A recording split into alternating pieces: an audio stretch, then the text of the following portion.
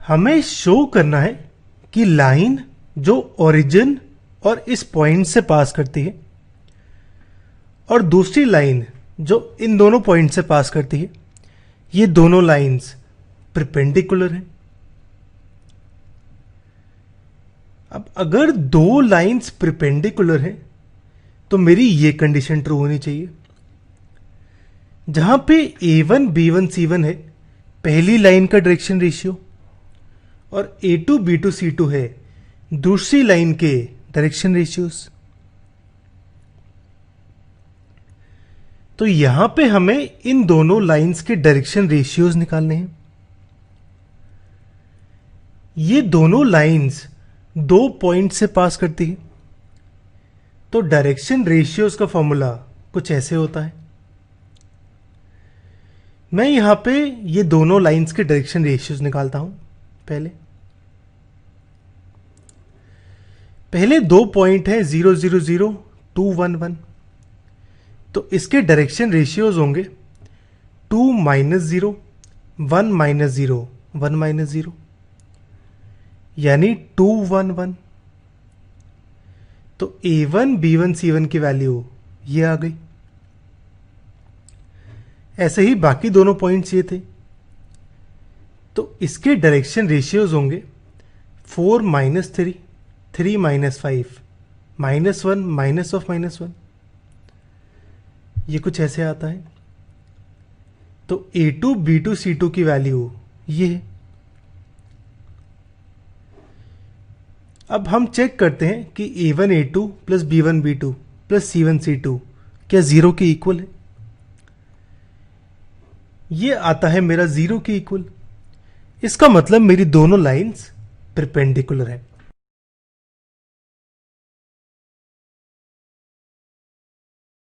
हमें दो लाइंस के डायरेक्शन कोसाइंस गिवन है।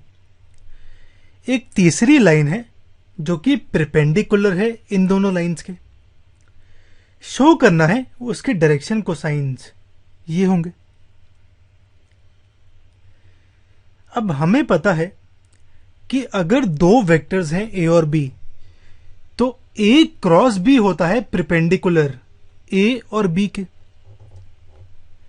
इसका मतलब इन दोनों लाइन से परपेंडिकुलर होगा इन दोनों का क्रॉस प्रोडक्ट, यानी रिक्वायर्ड लाइन कुछ ऐसे होगी। पहले लाइन की डायरेक्शन कोसाइन है L1 M1 N1, तो L1 M1 N1 कर दिया। दूसरी लाइन के हैं L2 M2 N2, तो इसको कुछ ऐसे डाल दिया। ये लाइन निकालता हूं, ये कुछ ऐसे आता है। सर यहां पे प्लस का साइन है, यानी इस लाइन के डायरेक्शन कोसाइंस होंगे जो I J K से मल्टीप्लाइड नंबर्स हैं, यानी ये तीनों। और हमें यही शो करना था, हेंस प्रूव्ड।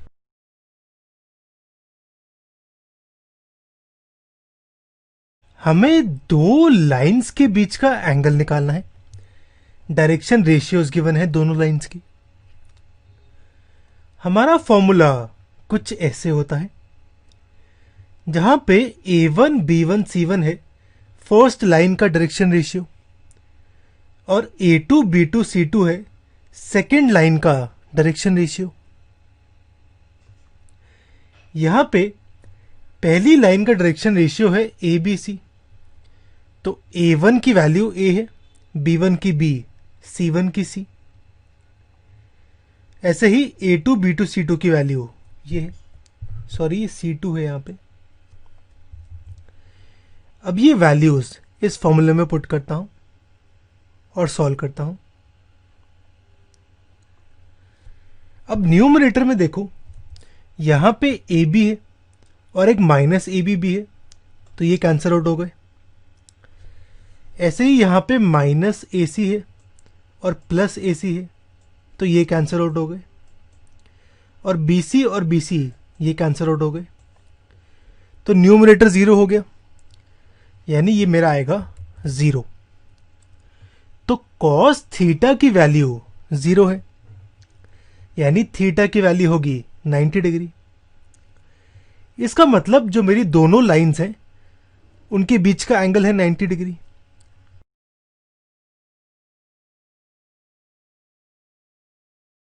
ये क्वेश्चन सॉल्व करने से पहले मैं इंट्रोडक्शन देखता हूं।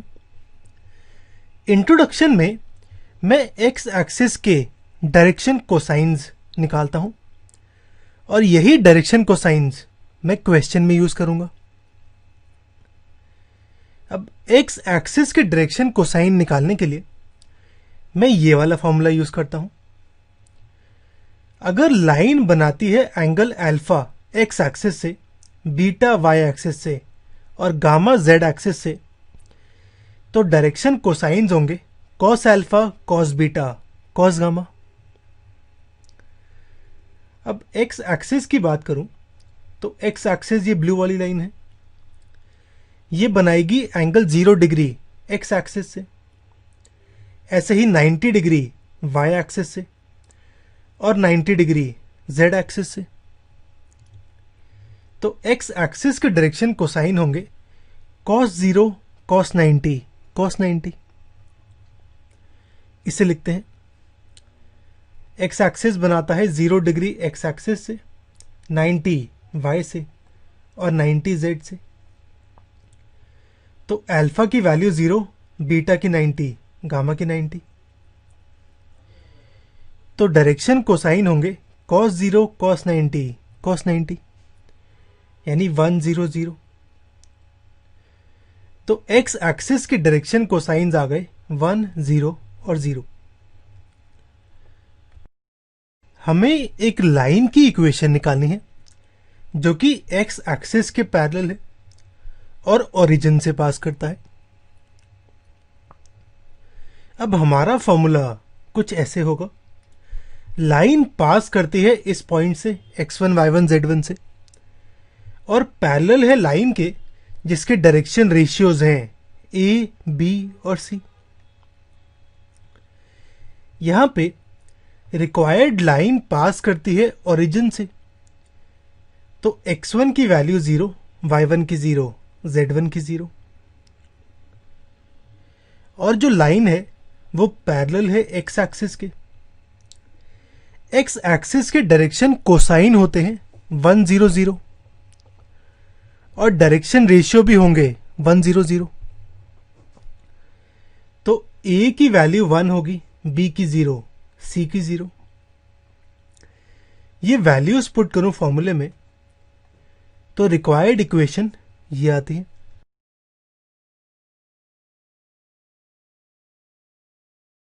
हमें A B C D 4 points given है। एंगल निकालना है लाइन ए बी और लाइन सी डी के बीच में। अब एंगल बिटवीन टू लाइंस का फॉर्मूला कुछ ऐसे होता है, जहां पे A1 B1 C1 है पहली लाइन के डायरेक्शन रेशियो और A2 ये A2 है, A2 B2 C2 है दूसरी लाइन के डायरेक्शन रेशियोज। तो मैं यहां पे ए बी और सी डी के डायरेक्शन रेशियोज निकालता हूं। अब ए बी और सी डी के केस में मुझे कोऑर्डिनेट्स पता है दोनों पॉइंट्स के, तो डायरेक्शन रेशियोज का फॉर्मूला कुछ ऐसे होता है, ये Z2 माइनस Z1 है। अब अगर ए बी की बात करूं तो ए और बी कोऑर्डिनेट्स ये हैं, तो इसका डायरेक्शन रेशियो होगा बी के कोऑर्डिनेट माइनस ए के कोऑर्डिनेट, यानी 4 माइनस 1, ऐसे ही 5 माइनस 2, 7 माइनस 3, ये आएगा 3 3 4। तो A1 की वैल्यू 3 है, B1 की 3 और C1 की 4।